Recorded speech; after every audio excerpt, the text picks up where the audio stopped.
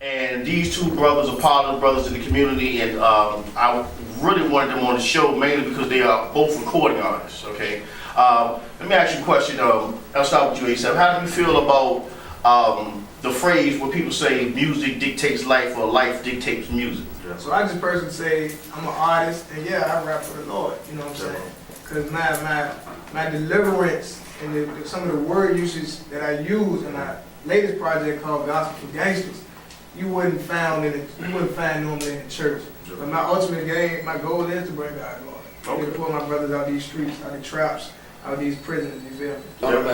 Somebody got to speak for the poor people. You know, in music, you always hear, "Well, I'm getting money, I'm driving this, I got this, I got that." But where you come from, where it start from? Everybody don't have money. You know? So I always told myself I'm gonna stand behind it and I'm gonna ride it out.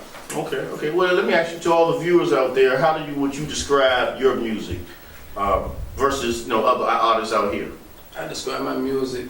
I'm a motivational speaker. Okay. If you see your mama cry, she can't pay bills, you on child support, you don't have a job, no matter what the case may be, I just want my music to make you feel like $1 million. Make you feel like you want to go get it. You know what I'm saying? Like, and I'm definitely against violence. You know what I'm saying? Black on black, so I'm big on politics. I speak, I just got a different aspect look of life. You know what I'm saying? I just want people to realize. You know what I'm saying? If y'all know about Willie Lynch, do your research on Willie Lynch. And that's why we under each other, you know what I mean? That's why we take from each other. So that's basically what the song about, just a whole motivational song. That's real powerful that you mentioned Willie Lynch, especially being the fact that address was taken here right in the Cap City. The Cap City Trap City, that's what I call Richmond, Virginia, because it's a trap. It was taken, matter of fact, Willie Lynch, it said, when he described, when he read the letter, it said in the banks of the James, which could have been anywhere, but of course we already knew that Richmond, Virginia, Shockley Bottom was the basic slave port, where they sold slaves and traded slaves and things like that. So that's very interesting that you said that. What's your take on that, Marquis? I don't think a lot of people ready for that with Lynch, but it's the truth. Yeah. I mean, you grab the mind, you got the body gonna follow. You know what I'm saying? Even though I want no pimp, I heard from pimps and different, the psychology of pimping. You get a woman mind, that's how you get them. Yeah. You know what I'm saying? You get the mind, the body will follow. That's what they've done to us. Definitely. You know, and it's true. It's a mental slavery. Definitely, it's a mental slavery. It's a lot of subliminal messages out there. But speaking of Willie Lynch, another thing that we have to realize too is, it was a system of programming from generation to generation to generation to generation. To give you an example, I was reading in a book, and what they would do is they would take the pregnant black woman and gather all the slaves on the plantation and slit the bottom of her stomach and watch the baby fall. Of course, the baby would pass on. But what it did was inflicted a certain type of inferiority in our people.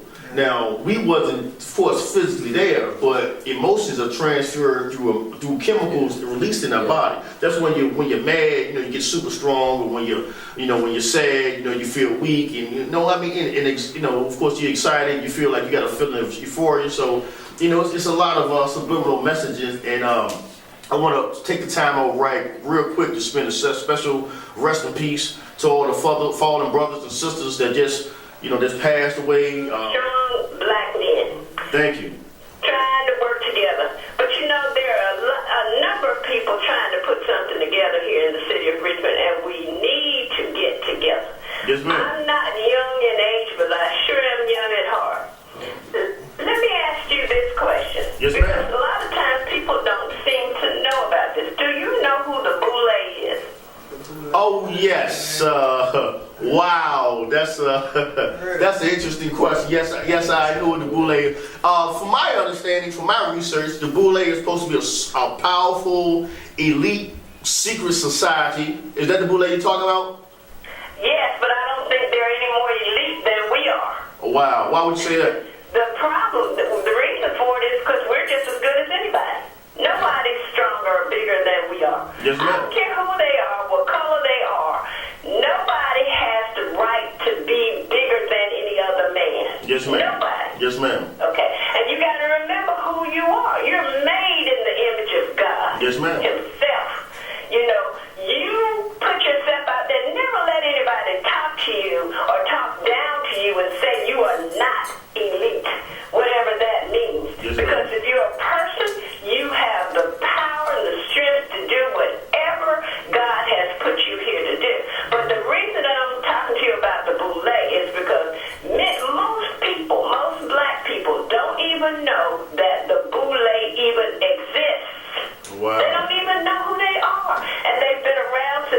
1904. They were really around longer than that because those were the people who ate in the house, normally because they were the master's children. Wow. You understand Yes, what I'm ma'am. saying? Yes, ma'am. And that's why they only let people of a certain color into the organization. But then they had to have some money. So where would they have gotten money? They got the money from the master because many of those slave owners really fell in love with some of the black women. Yes, ma'am. Yes, ma'am. There's so much stuff that is not being told. And so we live in a community, the capital of the Confederacy, and it still is that way because we have not yet learned that there are people in our positions here. The Commonwealth Attorney, what is his name? I forget what his name is. You have the mayor of the city of Richmond is in the Boulay.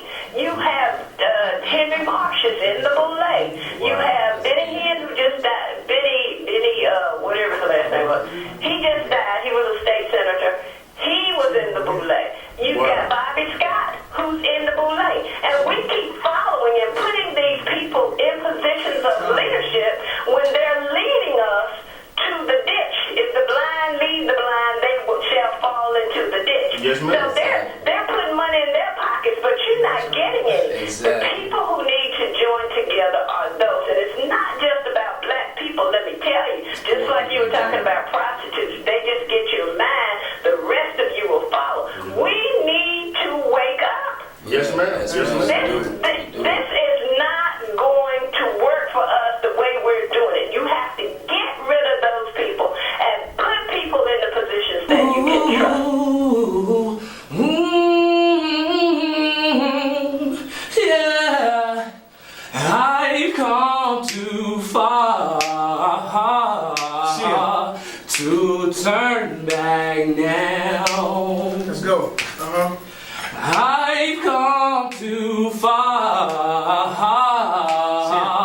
to turn back now. Listen, the storm clouds, they be dark, yeah, and so do the liquor that we put inside our liver just to separate pain from our minds. Inhale the loud smoke to the brain. And my wife's on the ski slope are searching for drains. We done all had tests out, the morning gonna come with acceptance of the one who lost his blood when he hung. I hate religion like the next man, that's why I don't kick it. He the one who covered me when the shots got to lick it. Head first out in the streets, man, I hated the beef. But I'll cook it even when it won't cold, I kept the heat. I trusted my gun more than my God, and he ain't like it. Learning how serious the spirit war is. Clashing the tights, grace and mercy, that's my favorite. Right after salvation, the only way that I escape prison with all of them cases. All things work together for good to those called a righteous man stepped his order, even when he do fall, because I've come too far to turn back now. I've come too far. I've come too far to turn back now. Listen. I was brought up religious, man. I come from the South. But now when I speak, the Spirit of God come out the mouth. Out my lips, I loaded clips and then got in the food. Now I hit my knees daily, searching spiritual too. Straight out of Richmond, I ain't tripping. I run a G on the chicken. Now my life goes the streets of gold, strolling they glisten. Jesus saves, I'm telling you, man, what I do know. This ain't for no fame or fortune, for His glory I do flow. Understand what I'm kicking every time that I rap. In the name of Jesus Christ, soldiers come out the trap. The only blood I want to see was shed up on the cross. Balls of hope laced on the track to a people that's lost. This the end of the days. Choose this day who you gonna serve. You ain't gotta be a stat with your thoughts on the curb. Love covers plenty sins, and my God is love. This is deliverance for hustlers, those gangsters and thugs, because I've been through so much, but I need a better way. Chill. I've heard there is hope when I call on His name. So what's His name, bro? So I said, Jesus, I want to know if you are real. I wanna know if you are real. So if you hear me, I want you to come take the pain I feel.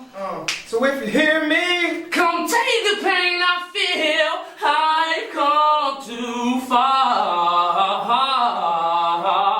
to turn back now. I've come too far. I come too far to turn back now. I've come too far. Check it out, man. This Marquise, Diamond, and Anthony. We got a blazing single called I Know Why. The jump going ham. You can find all that on iTunes, Amazon, www.marquise, MARQUISE, Diamond, DIAMOND.US, man. Go download that song. Play it for your churn, man. Instead of all this trap music, all this faking these boys doing most of them on these tracks. Play something that's going to build your churn spirit out. Let's start with the parents. Definitely. You know what I mean? Like, if you let your kids, they watch you, they grow from you. So if they see you acting a certain type of way, doing a certain thing, they're going to act like that too. Exactly. Or if you don't take the time up to raise them, they're going to be in the streets. Exactly. They can go where they feel comfortable at. Exactly. It's definitely imperative that we keep the hope alive, keep loving each other. You know, attitudes now, man, are just so short. People like short fuses just walking around like, people just going around walking looking for trouble, and that's not the way you do it. And I was told that whatever you're looking for, you eventually gonna find it. But what we're gonna do is this. I want you to spit a hot 12, 16, however you want to do it, to the audience out there to let them know how you do it. Alright, look. Kicking up dust, I'm speaking for the poor people. Digging deep, spin that here, go to sequel. Keep it real, I gotta make it, ain't no faking that. I'm tired of drugs, what's the way, Lord, please help me. Odds against me, lost has got me, time to lay it down. Thinking about my baby girl, I always crack a smile. Baby mama playing games, people hear me out. Messed up many times, now I'm getting it right. I'm only human, never perfect, never will I be. Why the government made this called HIV? Why the hood made of bricks and I'm in the streets? Why the devil on my back, I'm always toting heat. That's just a quick 12. Go get that ASAP 301, Middle Child 3 mixtape, and they explain the rest of it. All right. We want to definitely thank you for that, man. That's some hot material right there, man. It's good to just hear an artist that's going to the left. That's not following the industry standards of music. That's not following, what's the norm is and things like that. So it's definitely good to hear that. Speaking of MCing, this guy right here, he's a Richmond legend. Don't let him fool you. He's a Richmond legend. Shout out to DUC. We got to shout out to DUC. But now speaking of, now we want to get more into the agriculture part because I know you're a huge advocate for that. Yeah. But I want to quote one of your old lyrics that you said in a song called Holy Scriptures back in 1999. What was it? 2004. That was a long time ago, bro. Yeah, I remember because I'm a hip hop fanatic. But what he said was, "Disease of seeds feed their seeds Mickey D's." Now that's powerful because, well, I'm gonna get you to explain why is that powerful. Why is it powerful? Because with food for thought, right. What you put in your body either can enhance or disrupt your brain patterns. And can you explain that a little more? Well, that line was, I was a young man, but the evolution of that conversation is basically our community, people of color, poor people, period, are usually in a position where they don't have quality access to good food. So wherever hood you go, whether it's in Richmond, Virginia, Atlanta, Georgia, Chicago, Brooklyn, whatever place you may find poor people, you're going to find plenty of places where you can get cheap food-like products, okay? So just like you might go into the West End or Carytown, and you can go to Elwood Thompson's, Martin's, Food Lion, and Fresh Market within a block of each other. You can go on Broad Rock Boulevard from Walmsley Boulevard all the way to Midlothian and now run into one grocery store. Okay, so in those hood areas, you got Mickey D's. Now ain't nobody gonna sit here and advocate for the health of how healthy it is. Exactly. But we know that when you're in the hood and those are the only places that you can get food, you're gonna get food wherever you can get it. So what does this do to your body?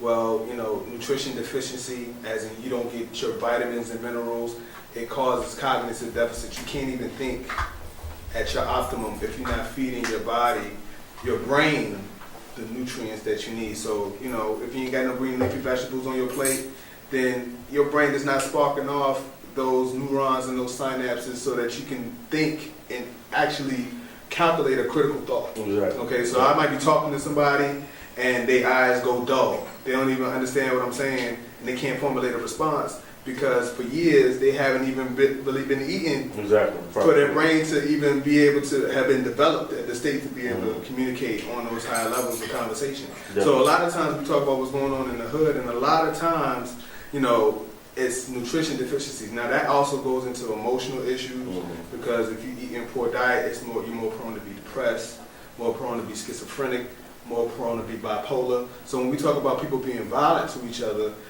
when you're bipolar, you got anger issues. You know what I'm saying? These are coming from a biochemical place. Exactly. It's not just because it's the situation that you find yourself in, but on top of that, you're more likely to snap. Exactly.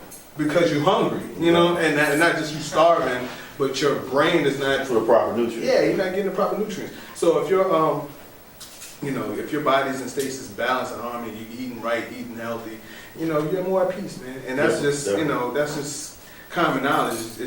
On a belly full, you ain't trying to rumble and fight. Exactly. So that line comes from that, and that's part of the work that we do with Urban Ag, trying to increase healthy food access. Because no matter where you go in Richmond, you know, if you go into Creighton Court, Fairfield, Hillside, Mosby Court, Acton, Blackwell, Belmead, all these places that black people find themselves in predominance, they ain't nowhere to eat.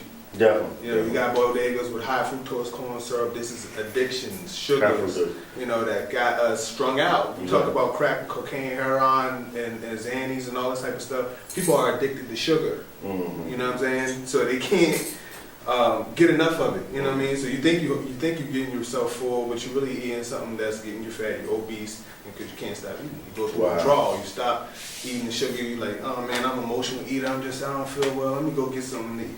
You're just filling your body up with bull in order to satisfy that sugar addiction. It's so deep, man. I appreciate you being on the show. There's so much stuff to talk about in that regard, but the main thing is that, you know, we do need to be more equipped to work together. You know, start thinking about the power of 5 fingers making a fist versus slapping somebody in the face. It's more powerful if I hit you with a closed fist versus I slap you. And if we look at ourselves as fingers in a fist and we close it and come together, then we can solve these issues, you know what I mean, in a much more optimal and efficient fashion. You know, you working in a silo, he working in a silo, she working in a silo. When we recognize the bigger issue is that we in a system, we're at war, a system that is at war with us.